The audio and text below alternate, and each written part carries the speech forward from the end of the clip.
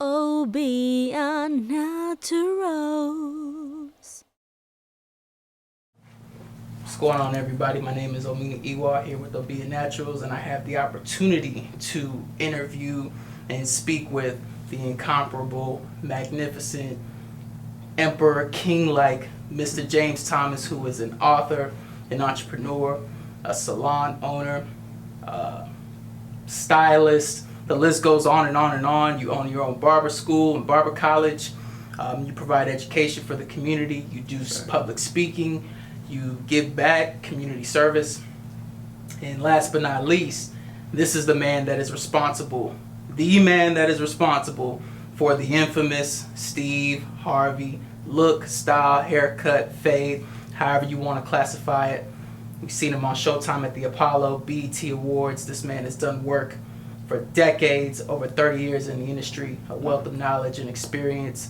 And he's graced us today with his presence, and I'm just so honored to have this opportunity to interview you, speak to you, and dig a little bit into your story and see what we can pull up that will be beneficial for the next generation. How you doing today, sir? I know that was a long intro, but give it up for you. Yes, sir. Yes, sir. I'm great, man. I'm doing 100. Awesome. Yeah, Awesome. I'm doing 100. Glad to be here.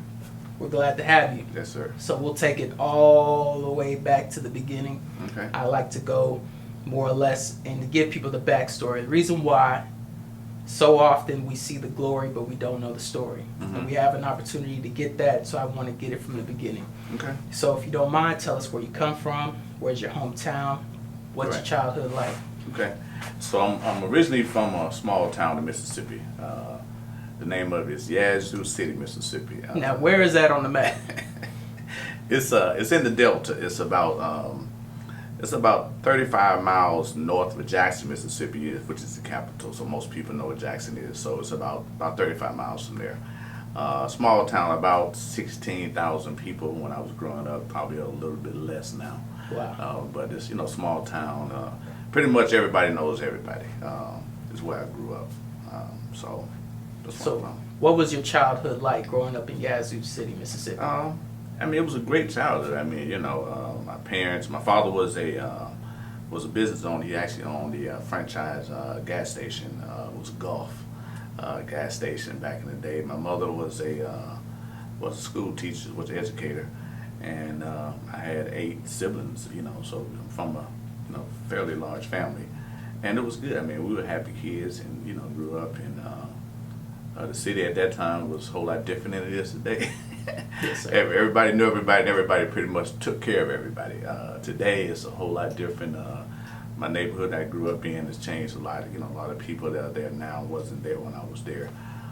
Younger generation, now most of the older people have died off and maybe left their homes to their kids, or someone else moved into the neighborhood. So it's a whole lot different now, but still home. Your lifestyle is very much non-traditional in the sense that you've traveled the world, you have some great, amazing accomplishments. That being said, what was it about your childhood that you felt set you up for that type of life that you've lived out thus far? I think it had a lot to do with my parents, of course, in particular my father. He always told us to make sure that whatever we did, we went above and beyond what is expected of us. In other words, being extraordinary was one of the things that he said, and he broke it down to me so I understand what it meant. It's like the only difference between ordinary and extraordinary is the extra things that you do. And so whenever I did things, he told me to make sure that I put some extra into it, basically. And so I think that by me doing that, it actually has set me up for the way I did things throughout my whole life.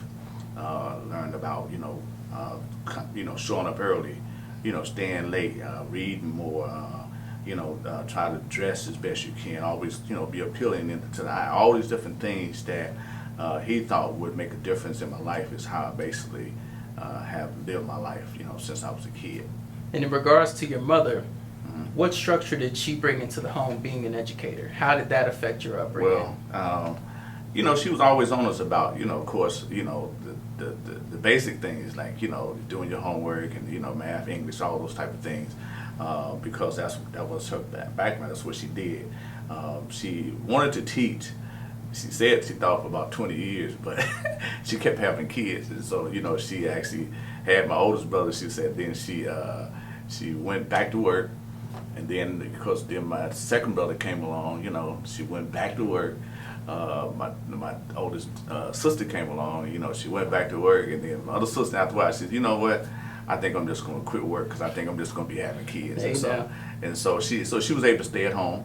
My father actually, he owned his own business, but he also worked for the state employment commission. So he actually did that and ran his business, and so she was able to stay at home with us, which was a good thing because she worked with us on our education, different things, and always there, make sure we had hot meals and that type of deal, man. So it was a blessing to be able to have her there because most parents today both are employed, and so it's kind of hard for them to to be there like everything that the kids are doing these days, because most of the time they get home they what they call lock key kids or something. Or basically when they come home they get there, they lock the door, and they kind of like the meals are already kind of prepped for them, and they had to warm them up and wash their clothes. They do a lot of things on their own, man, because both parents had to get out there and get it. So what would you? Let me ask you this. Mm-hmm.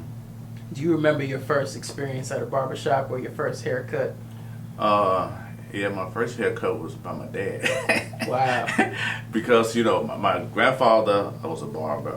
My father was a barber. My uncle, which is one of my father's brothers, was also a barber. So he did most of the haircutting for us. I didn't really like it, but that's why I got my haircuts from. I couldn't wait till I was about 14 or 15 when I got me a little job, cutting yards, so I can go and pay for my own haircuts. So, but yeah, it was. I mean, getting one professionally from somebody else was a great experience because I was able to go in there and tell them what I wanted. When my father cut it was like, boy, this is what you're getting, and that's what we had to take. So it was definitely enjoyable once I was able to pay for my own. Got it. So clearly, barbering, styling runs in the blood. It's in my blood, and I tried to get away from it. That's what I was gonna ask. Yeah, I tried to because at the time I didn't know. Even though growing up, I cut all the kids in the neighborhood, friends and some of my family. Sometimes I made a little extra change, sometimes just to be doing it. And so even when I went to college, same thing. I was cutting, some dorm mates and different people on campus hair while I was in college, but I just kind of looked at it as like a hobby, something I like to do. I didn't think it really could be a career for me. And so fast forward when I ended up going to barber college, I still kind of had that mentality of like, I go in and get this, but not really plan on staying in it. And once I got into it, I really loved it, man, because once I understood what barbering was about and where we came from and how we were also considered like doctors and things back in the day. We was, pleasures, man. We did so many different things we did as barbers, and so once I learned the history of barbering, then I really learned to appreciate it more. And I didn't really know that barbers made the living that they made. Like I really, I just thought it was just okay living. And most barbers that I know now, I mean, they making upwards of 150, 200,000 and more, and I didn't even know that.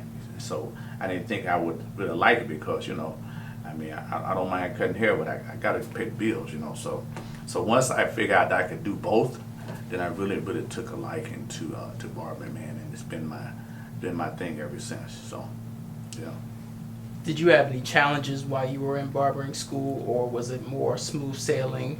I come from this, it's in my blood, I got this down. Nah, when I first went to school, actually, I thought I was going to quit school because, I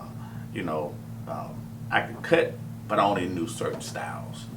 Back in the day, I don't know how old you are, but, we used to what they call the shag and the New Yorker and, afros and those type of things were in at the time when I was, doing those type of haircuts.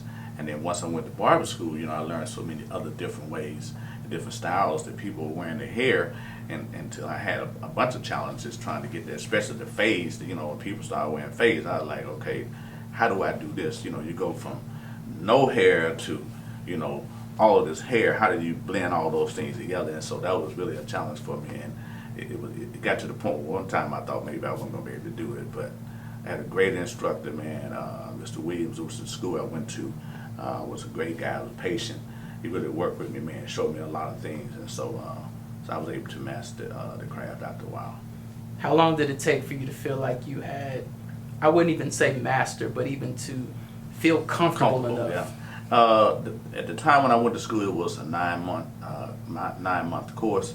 And I think, man, every bit of probably 6 months, 7 months before I really felt like maybe I could do it on my own and felt comfortable. So it took me a minute.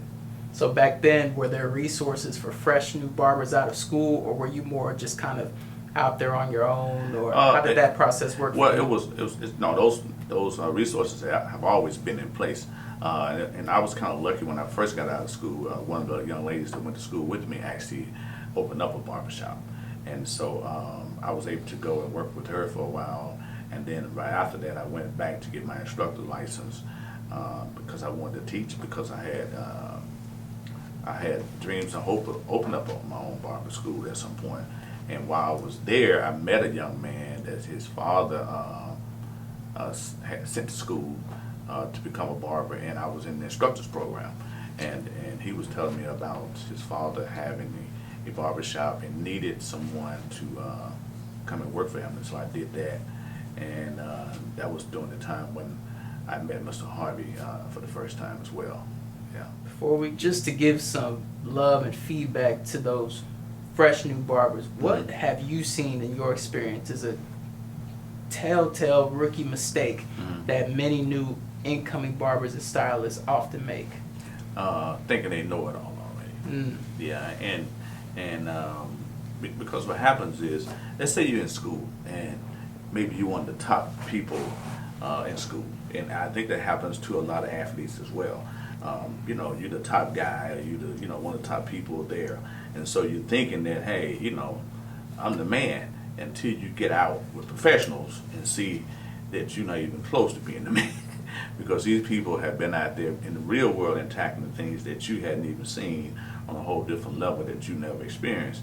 And so I think that was one of the biggest things, because I was a little bit cocky because I thought I had mastered it until I got in and saw some of these people cutting up have been doing it for 5 years, 10 years or more, and I was like, whoa, they really, really know what they're doing. So I think the same thing happens to, young men that go into the pro. They've been the man, say they're playing football on the field until they get out there and see everybody in here is good. And so it's a whole lot bigger challenge for you. So, yeah. So you're out, fresh new graduate, working with a classmate in her shop. What was going on in your life at that time? It was a similar situation what I talked about, because I think that she probably wasn't ready to own her own shop at the time, because it was a whole lot more to learn. And I think that that was one of the things that caused her to fail. I was trying to hang in there with her because that was my girl. I said my girl, meaning that we was cool in school, and I wanted to make sure that she was successful. But the fact that she was freshly out of school and just wasn't ready for it to true ownership. And I explain that to students even right now, that it takes a whole lot more than just knowing how to cut hair and then open up a business, two different things. So, yeah. So what was the next move for you? Was there a feeling of despair, or did you already have something lined up? No, I was kind of like pondering, trying to figure out what was my next move. And because at the same time I was working with her, I was also in school to get my instructors, and that's when I met the young man that I spoke about that said that his father was needing a barber. So that's how I ended up where I was over there because of him, so, yeah. Okay. And how long were you on that journey before you met Mr. Harvey? Were you cutting as a professional for 4 years, 5 years, 20 years? How long did that process take? When I met Mr. Harvey, I had only been cutting probably about a year and a half, maybe. Wow. And, but like I say, great people that I was working with, man, they showed me a lot of stuff, along with some of the things that Mr. William had instilled in me, just always continue to learn and always working to, to be your best. And so I was always doing that. And so after a year and a half of doing it, I really improved my skills, man. I would say almost 100%. you know, from where I was when I first got out of school. And so, you know, when I met Mr. Harvey, he was just happened to be in town. I think he said for a show or something. He was looking to try to get a haircut, and he was, you know, asking people around town, and just luckily my skills were speaking for me. And so he said he ran to so many people just, you know, that was speaking for me, saying, hey, you want a great haircut, go see this guy named James. And so he said my name kept coming up. So he finally decided to, you know, walk in and try me out. So.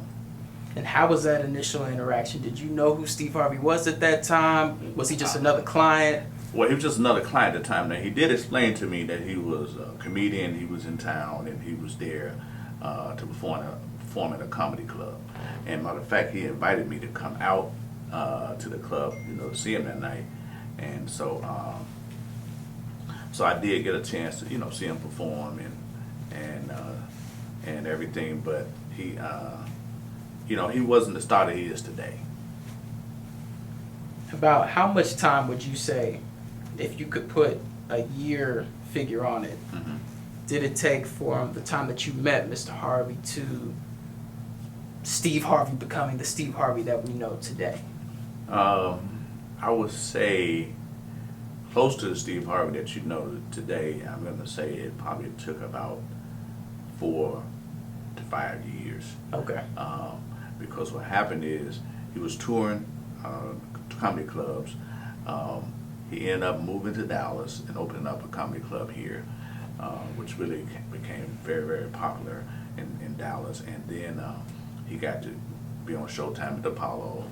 And then shortly after that, it was like Me and the Boys, and he won the opportunity to be on Me and the Boys by participating in a comedy contest. So it was from there that he kind of went to the Steve Harvey show and all the things that he's, you know, has become today. You know.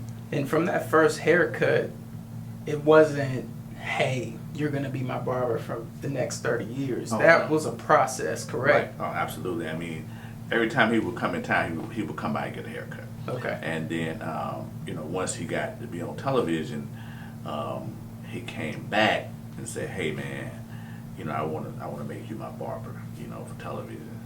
And I was like, "Nah, man, I can't do that." And so he was like, "No, I'm serious, man. I really want to, you know, I really want to take you with me to Hollywood and, you know, make you my barber, you know, for television." And I was like, "But I can't do that." Why? Well, one reason why, I was married, had a wife and kids, and I had 2 barbershops at that time. Okay. So, you know, I had my own business going. Plus, I just wasn't really interested in doing that. I really never just been like a television guy. Like, I watched television, but I never was just really into television and into celebrities and all that. I don't know a lot of celebrities right now today. You know what I'm saying? Because it's just not who I am. Right. They busy making their money, you know, I'm busy trying to get mine. So they on TV, that's what they do for a living. And so while they're doing that, we sitting there watching them make their money while we should be out there trying to get our own. But, you know, so I didn't know. And so when he came to me with, you know, with the idea of doing it, I was like, I'm cool where I am, you know. And he was like, I'm prepared to give you $500 a haircut. And I was like, well, nah. I said, I make more than $500, you know, here, you know, a day. And he was like, okay, that's cool.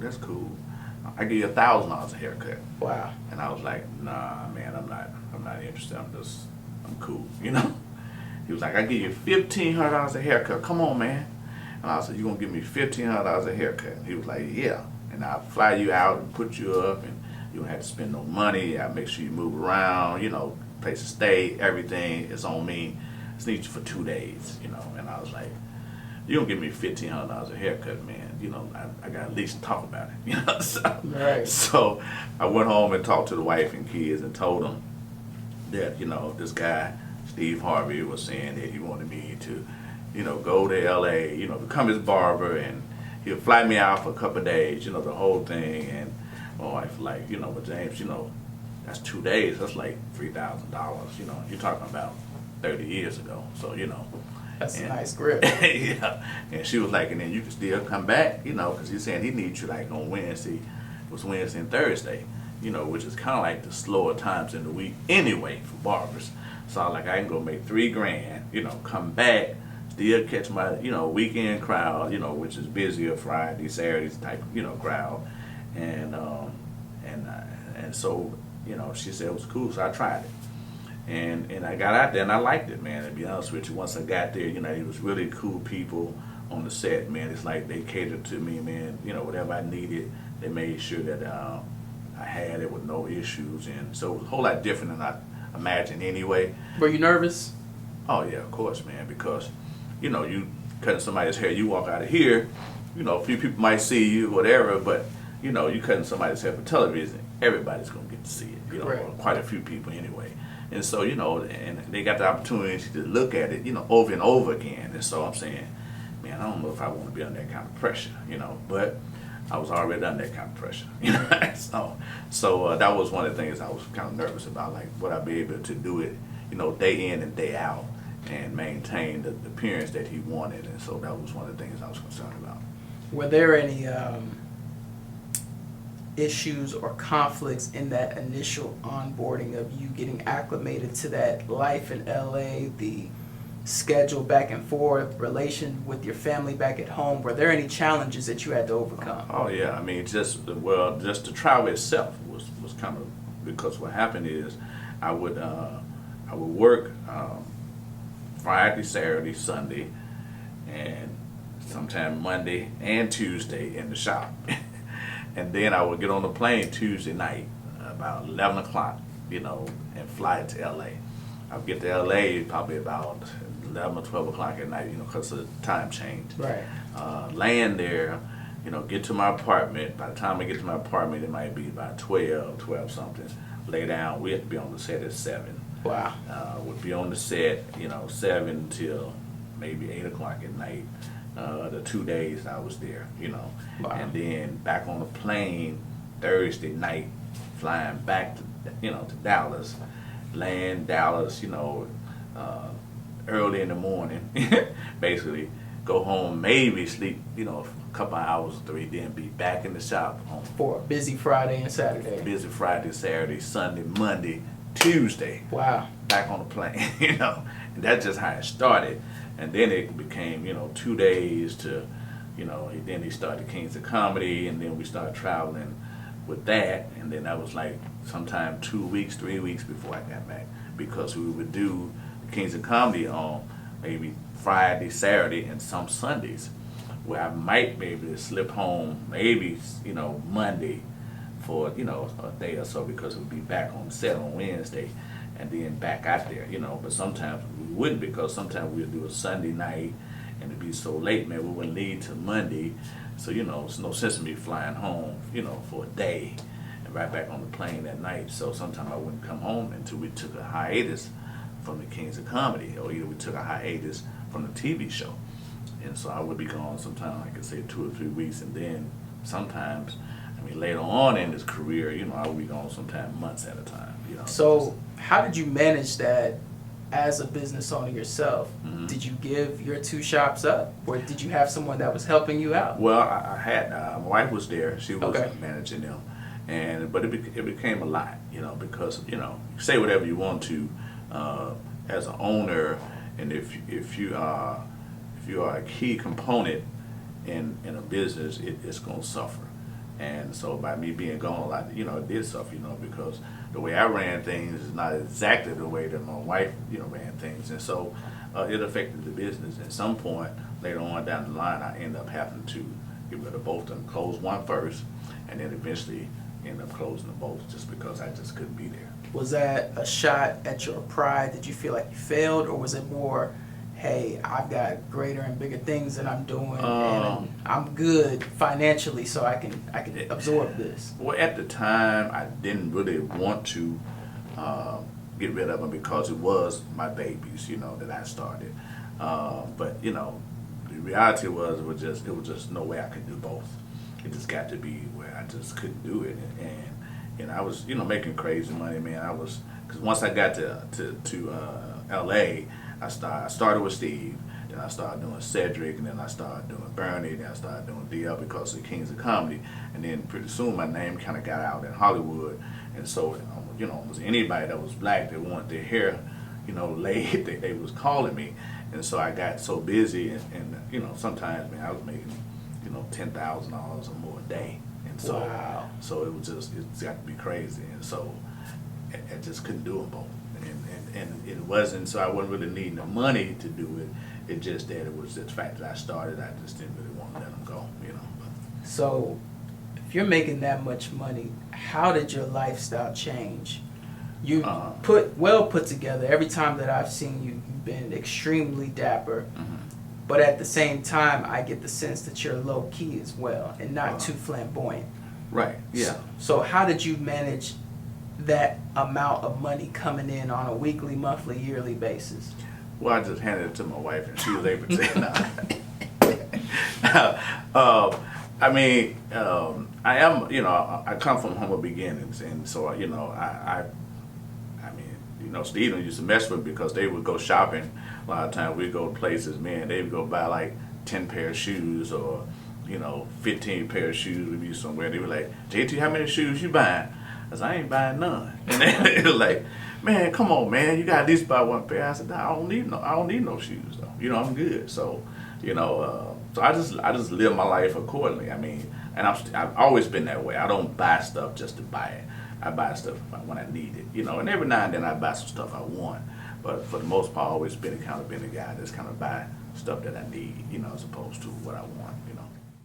So you tapped in a little bit about how your business expanded just based off of word of mouth and people seeing how incredible Mr. Harvey's hair was and the service that you provided. Mm-hmm. I want to go into that a little bit deeper. Okay. What was it, in your opinion, about the service that you were providing for Mr. Harvey that would make a Cedric the Entertainer or a D.L. Hughley or a Bernie Mac to say, hey, I want what Mr. Thomas has? Well, I think with them, it may have been word of mouth, like maybe Steve or someone speaking up, how people say a referral type of deal. But for Steve said what it was with him. It wasn't necessarily just the haircut itself. It was the whole thing. He didn't have to look for me. They had barbers that was on the set that it was already there that he could have used. He said, but half the time the people weren't showing up, or it just wasn't. They wasn't consistent with the look that he wanted. It was just so many other things. He was saying, like with me, you know I'm gonna be there. You know I'm gonna be professional. The whole time I'm there. I mean, I'm gonna have the best tools, the best product. I'm gonna have great conversation with him. Like I'm not gonna be using the language and different things that he didn't really like around him. So it was all of those things. And I tell that to people all the time, and to make them understand, just because you're able to cut hair, that's not the whole thing. I use examples of a Four Seasons or a Motel 6. They both provide beds and television and showers, but it's not just the room that people want to pay for; it's the service that go with it. So why would a guy pay $400 a night as opposed to maybe paying $80 a night? It's because what they know they're going to get for that $400.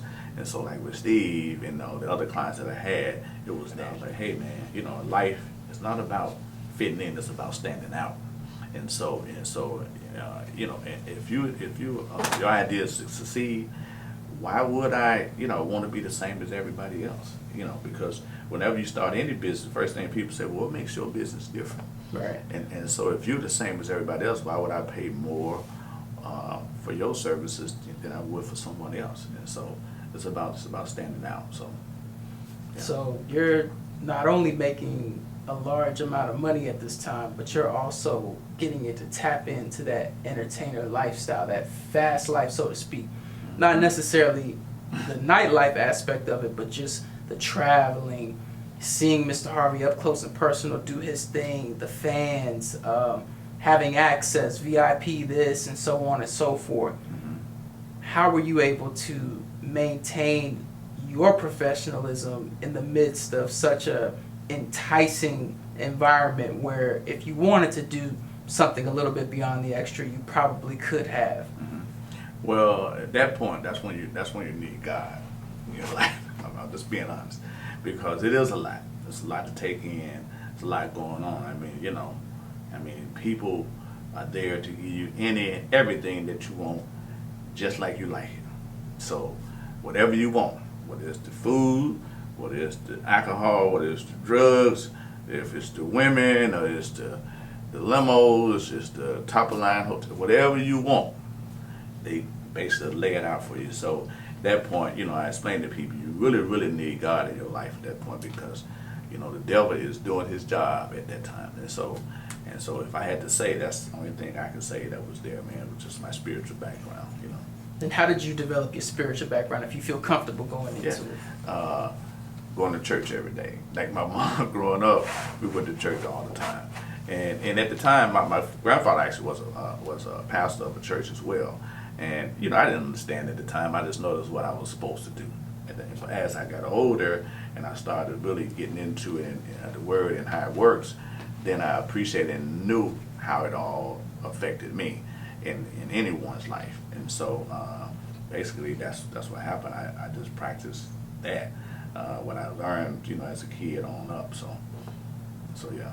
And it's safe to say that you are actually a fan of Mr. Harvey for what he does, his work. Absolutely. In addition to the genuine friendship that you guys have done. Right.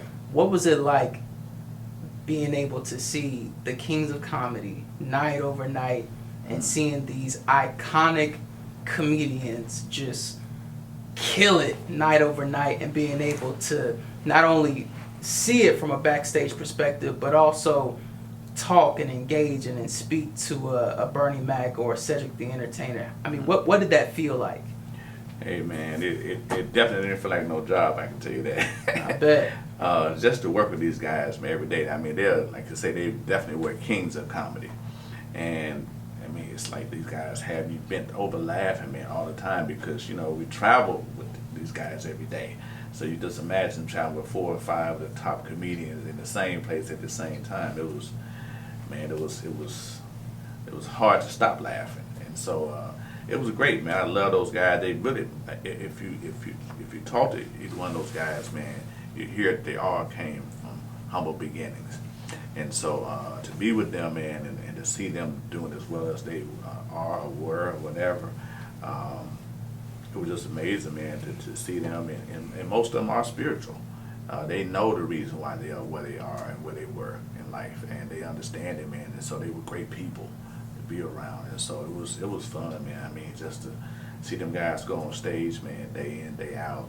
It was like a dream come true, to see that every day, because I love to laugh. And so to see them, man, doing their thing, and I'm getting paid, and I'm getting laughed for free. I mean, you couldn't beat it. Sounds like a sweet deal. Come on, man. So yeah, it was great. So, as some say, all good things must come to an end. Mm-hmm. But that wasn't necessarily the case for you.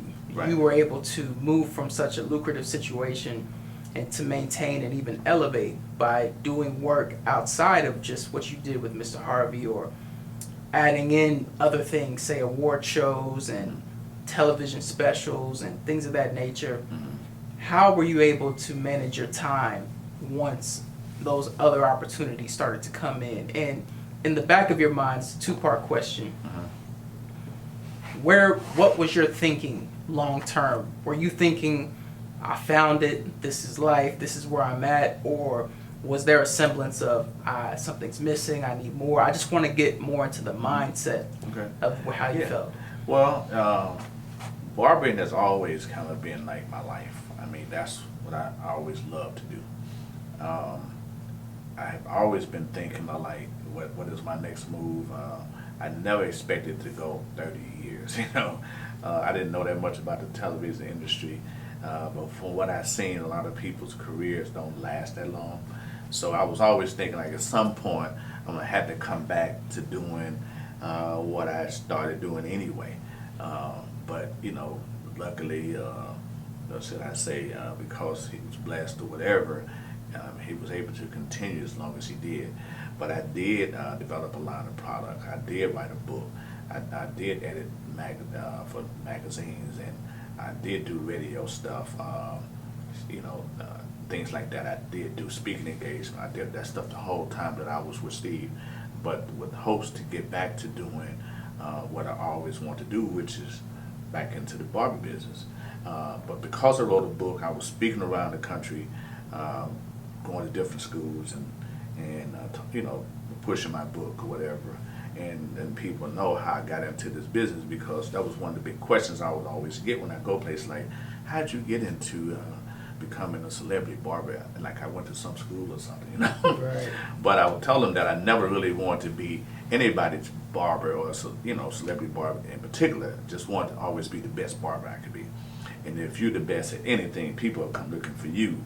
And I use the example of, like, you know, if you're the best lawn person, if you're the best bricklayer, you're the best whatever that you do, wash cars, if you're one of the best at it, you'll make money at it, you know, and probably a lot at it, because most people would get tired of substandard things. And so my thing was to always just try to be the best that I could. So I wrote the book, and I'm out speaking at these different schools, and I was in Nashville, Tennessee, and a guy that was managing me said that we were going to go to Oprah Winfrey's father's school and speak, and then we was going to go to this other guy's school named Chin and speak at his school. But I told him we couldn't go to this other school, because when we went to the first school the first night, man, we had to stay in like you know, I don't want to say the name of the hotel, but we had to stay in a hotel that we didn't like. And so the next day I was like, well, we're not going to be able to go to the other school, because, you know, I'm not staying in that same place again the next night. And he was like, no, I'll find you another place, man. We can, you know, we'll be good. And so we ended up going to the school. And we went there, man. Great guy, met him. I love him right now today. And, you know, he had this big school, about 400 some students. And so I spoke to the students, and when I finished, man, you know, the students all wanted pictures and autographs. And he was like, man, you ever thought about opening up a school? And I was like, you know what, I did, man, like years ago. And so he was like, you should think about doing it, man, because I think if you open up across the street from me, you'll probably shut me down and all that. So we laughed about it, and I was like, yeah, whatever. So anyway, and so, but then once we talked, I thought about it. And I called the guy up that, you know, that owned the school that I bought now, and told him if he ever wanted to sell the school, you know, give me a call. And he was like, yeah, but I don't think I will, because I got a nephew or some other people who were thinking about letting have it. And so I went on by my life, you know, but I was thinking at that time, like, how could I get out? Because I've been in this, man, for almost 30 years, and I'm making all this money, and I don't know how to go back to, you know, Texas or whatever, and go back to cutting hair. You know, how do I do this? And so one day the guy called me, like about 6 months later, he called me and said, hey, man, you still want to buy that school? And I was like, yeah. He said, well, I'll sell it to you. And I was like, and I'll buy it. so anyway, but then without me even thinking that, you know, I'm still obligated to Steve, because at the time Steve was just starting this new talk show in Chicago, and already signed my contract with him, man, to go up there, you know, do my thing with them, and I was all set to go. So once I said, yeah, I buy it, then I thought about it, wait a minute now, you know, I'm already under contract to go to Chicago, so now I got to go talk to Steve and tell him. So I go and talk to him. I was like, hey, man, remember when I was talking to you about, you know, buying a school and stuff back in Texas, you know? You're like, yeah. I said, well, you know, I bought it. We're like, okay, that's good, man, that's good. She was like, but how that's going to work? And I was like, well, what I'm saying is that I'm gonna go back down there. And he was like, you gonna go back to Texas? And I was like, yeah. He said, let me understand this, JT, you know. So you gonna leave all this and go run a damn school? And I was like, yeah. He was like, what that shit pay? I said, well, Steve, I said, here's the thing, man. I said, I don't know what it's gonna pay. You know what I'm saying? I said, all I know is that the guy called me back. He said he'll sell me to school. You know, it's what I want to do. You know, I said, you know, I've been always wanting to do it. I mean, and the guy just reminded me when I went to Nashville about it, and so I thought about it, looked into it. I said, give me an opportunity, man, to go back and, you know, teach some people and, you know, be back home with my family, and, you know, it's just something that I want to do. And he was like, but JT, man, you know, he said, hey, man, like I say, dog, you know, this is my shit, you know what I'm saying? And so, you know, that's what you want to do, that's your shit, you know what I'm saying? He said, so that's what you want to do, man, go do your thing, dog. You know, he said, cause, hey, man, you know, if you ever need to come back or you ever want to do whatever, man, you know, man, you good. But, hey, man, if that's what you want to do, I understand that. So, dapped up, man, I got on out. That's beautiful, man, but I got a theory. Mm-hmm. My theory is that Mr. Harvey was so distraught that you left that he went and shaved his head the next day, man, and said, I'm going bald after this. I can't do it without Mr. Thomas. Well, actually, he shaved his head before that. Okay. Before I left. What happened is, you know, we would travel all the time, and we'd go places, and people, you know, often thought his hair was fake and that it wasn't real and all this stuff, and they just wanted to always touch it and, you know, look at it, taking pictures. We'd go places and want to take pictures with me, the barber, and it was just a big thing going on with his hair, and how it was so perfect and all that, you know, it had to be fake, and so, you know, he just said, hey man, when I turn 50, JT, I'm just gonna cut all this off, man. And I was like, dog, you ain't cutting your hair off. He was like, I'm telling you, when I turn 50, man, I'm just gonna cut it off because I'm tired of it. He said, people, you know, it's like my hair just is upstaging me now. It's like my hair is bigger than me.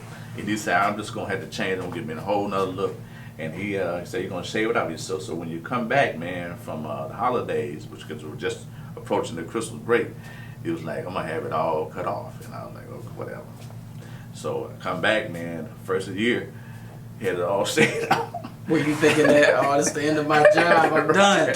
And you know, he make this big joke about it, you know, when he talk about it a lot of times about I was on suicide watch, you know. But he actually cut it off, man. And but I shaved it every day. And then you know, actually I learned to do makeup as well. So, you know, because of that, because he had his head shaved, it was on TV, it's shining, and so, you know, we can't have it on TV. So I went to school and actually learned to do makeup. So now I'm shaving his head, and I'm doing makeup, which is like now I'm getting 2 checks at the same time. So actually, we end up being a plus for me instead of being suicidal, you know. But that is so impressive. Right. And if I could clap without messing up the audio, I would, just because young African Americans, especially young African American men, need to hear things like that.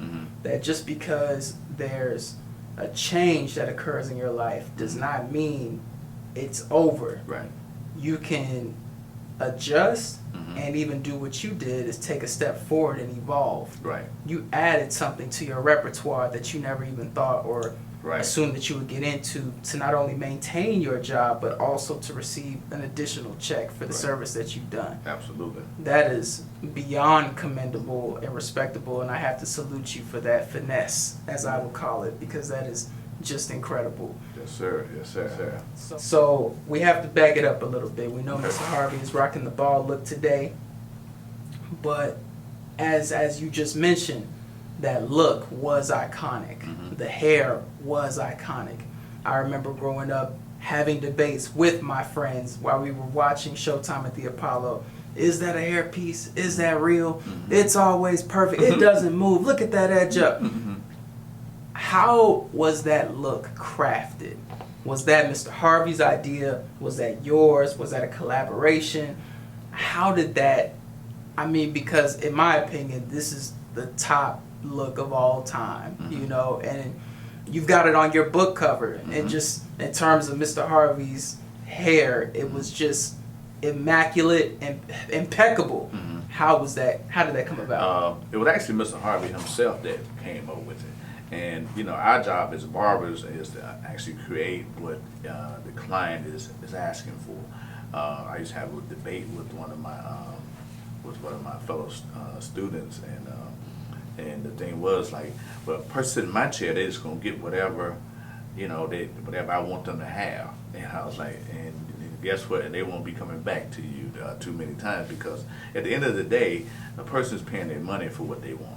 And whatever that is, you know, sometimes you agree with what they want and sometimes you don't. But at the end of the day, it's our job to give them that. Now, if it's something that's going to cause them some type of damage to their scalp or to their hair or something like that, as professionals, it's our job to say, hey, if we did that, you know, we could do it, but it's going to cause this or that. But if other than that, I think, you know, you shouldn't step outside of giving the client what they want, you know. So Steve wanted that look, and so that was the look he wanted. He said he wanted it, he wanted to maintain, he wanted to look like this, and it was my job to do that. And so that's basically how all that transpired, you know. So let's talk about the book. One of the things that I saw while going through it that I was so impressed by is you actually give the game up. You actually break down the game and show how money can be made in the business. Right. As opposed to just telling your story and talking about all of the amazing things you've accomplished, you actually are giving back. And people can read this book and actually have tips and tricks and a roadmap, so to speak, of how they can get in the industry and make a living for themselves. Right. Why was it important for you to write this book? For two reasons. Like I said, one of them was exactly what you said, was to explain to people how to be successful in this business. And the other thing was to explain to them that I didn't just go and apply for a job and get this job to be a celebrity stylist, celebrity barber, or whatever you want to call it. It was because of the hard work that I did. I didn't go looking for Steve. Steve came looking for me. And that's anything that you do. If you're one of the best at what you do, like I spoke earlier, people will look for you no matter what it is that you do. And so I want them to understand that it's not just knowing how to just cut hair or style hair or whatever it is that you do in your profession. It's about being one of the best at it. And to do that, there's certain things go along with it. And like I say, one of them is that if you have an appointment, show up on time for the appointment at least, but best thing would be to be early. Use good products, be sanitary, all these things that you have to do. Be professional in your language, the way you talk, because you don't know the person that you may be talking about may be somebody else in there, cousin, or brother, or sister, or mother, So all these different type of things that would give you longevity to your career. And so I want them to understand that. And so I put all that stuff in the book to help them, like I say, be a roadmap to success. And that's basically what it was about, to do that. Show them how, if you wanted to somehow make $1,500, $2,000 a day, or whatever it is that your goal is, you can't be ordinary. You got to be extraordinary. You can't be the same as everybody else and expect somebody to pay more money for that. And so that's basically, in a nutshell, is what I explained. I use other people that also did the same thing in other fields, like in television or sports or whatever they were doing, to show them that if you follow these people from the beginning to where they are to now, you'll see they took the same type of steps that all the other people took to get there, and they're just being extraordinary at what you do. So if I may ask, what was the most difficult period of your career and why? I had a couple of difficult points in my life. One of them was, of course, when you first get out of school, because you're trying to find your way. You go to school and they have all this stuff in a book, but does it really work that way? And so for me to get out and actually turn no money into some money, and it's like it was the most difficult thing, but I was willing to do the work. When I first started, we didn't have the social media thing that so many people have, the advantage on us old school barbers. So I actually had to get out physically and do a lot of things.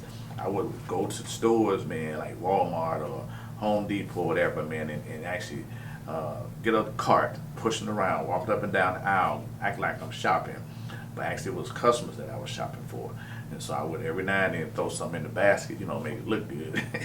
But actually what I was trying to do was hand out cards, let people know, hey, I'm a barber, man, I got a shop around the corner here, come by and see me or whatever. I would walk up and down in the malls and do the same thing. I would go to church. When people were coming out to church, I would hand out cards as they came out.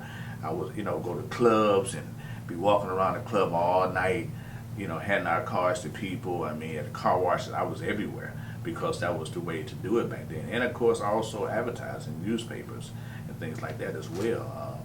Basically did whatever I could afford to do and had the strength to do. I was doing it. And so that's what I did, man, back then, so that people would know, what was going on. So that was difficult to build a business back then. And also just to travel the way that we did, man. I mean, it was grueling. Sometimes we get an hour's sleep. Sometimes we didn't get no sleep. We'd be up sometimes 48 hours because we'd be in this place and we got to be at the other place, and maybe ran over the taping. We thought we'd be finished at 12. We didn't finish at 3, and now we got to be somewhere at 6. And so we're trying to get something to eat and pick up some other clothes, whatever we got to do. And next thing you know, we there, and it's like we didn't get any rest. And so people think that it's all glamour. And but it's a lot of hard work goes behind the scenes on what these people do to make you or to entertain you. There's a lot goes into it, and so I was a part of that.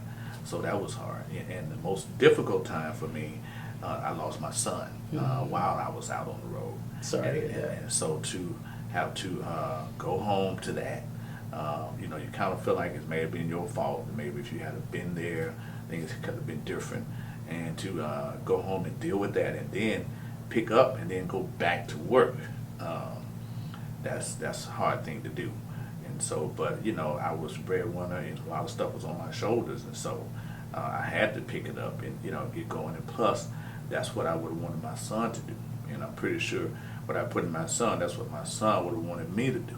And so I was able to get back up, man, and start back, start back at it. And so that was one of the most difficult times for me. It's remarkable. A couple more things I want to touch on. For me, I noticed that a barber / hairstylist, they're not just providing a service. They're important and integral parts of our communities. Many African Americans especially don't go to traditional therapy. They don't see a need for it. They don't value it. Mental health is just something that is not at the forefront of our community the way that it should be, in my personal opinion. Absolutely. But one thing that I have seen my entire life is that barbershop, that barber, that stylist, being a point of contact and not only providing a service, but also being an ear and offering advice for their client. And they walk out of that shop, it's not just a physical look that they have that builds self-confidence, but it's also something internal that happens too often. Yes, sir. How do you as a barber develop that aspect of your game, and how important do you feel that it is to your trade? Oh, I feel like it's almost 90% of it.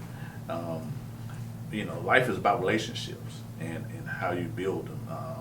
And I learned that early on too, again, once from my father, because he was a business owner, and he told me, hey, son, your customers, are important to you, and you got to make them feel like that every time they're in here or, they come to visit you. And so when a person comes in my shop or in my chair, one of the things I want to do, I want to get to know you. So I will always ask them, hey man, what's your name? Where you from? Do you have kids? Do you have a wife? What you like to do? I kind of find out a lot about this person that's in my chair, so I get to know them.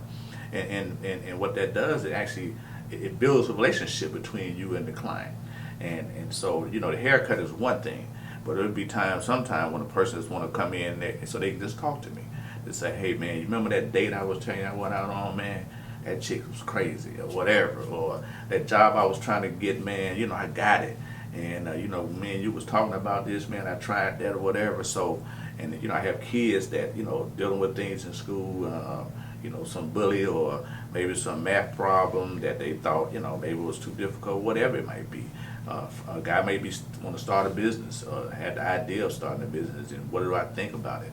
So all those type of things were things that that I did with my clients and that I do with clients right now. I think that's a very important part of my relationship and my business and how it grew, is because I built a relationship between me and the people who sat in my chair. So you spent so much time with Mr. Harvey.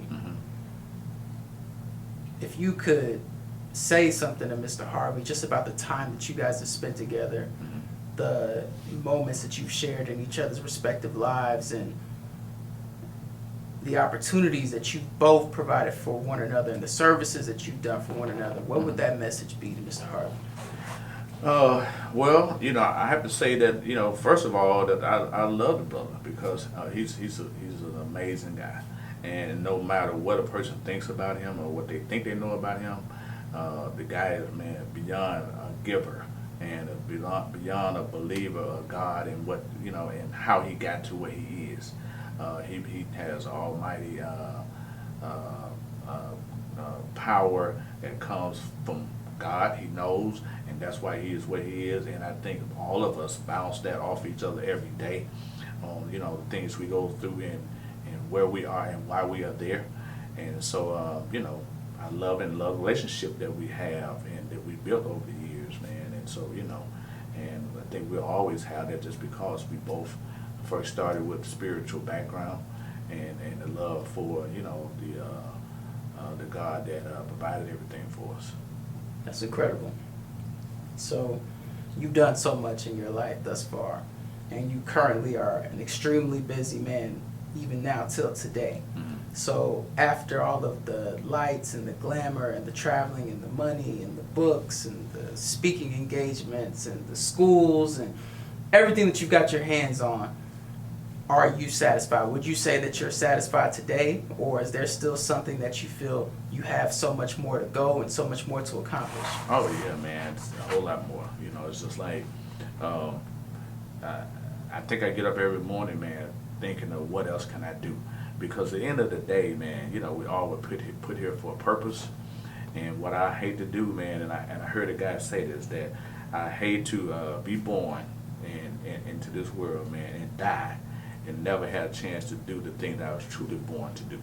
Mm-hmm. And so my thing is that I think I was born to do a whole lot of things and provide a whole lot of service for a whole lot of people, a whole lot of opportunities for a whole lot of people, man. I just want to make sure that I'm doing all I can do, man, as long as I can do it. So that's it. I appreciate your time, Mr. Thomas.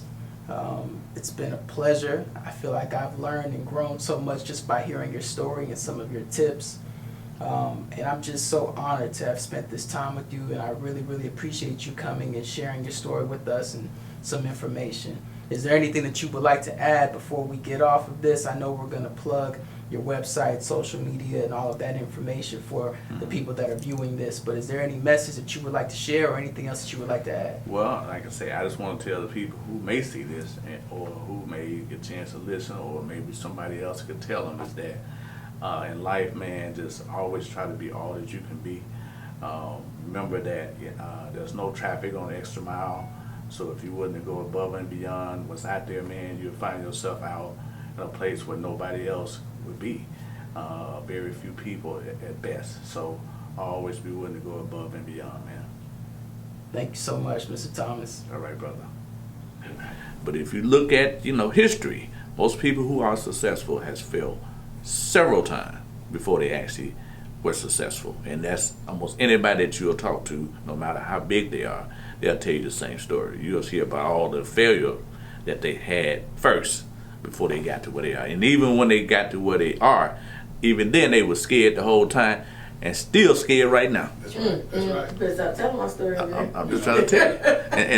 And so if people understand that, because like right now I tell people all the time, if you just, the first success is just to try to break even.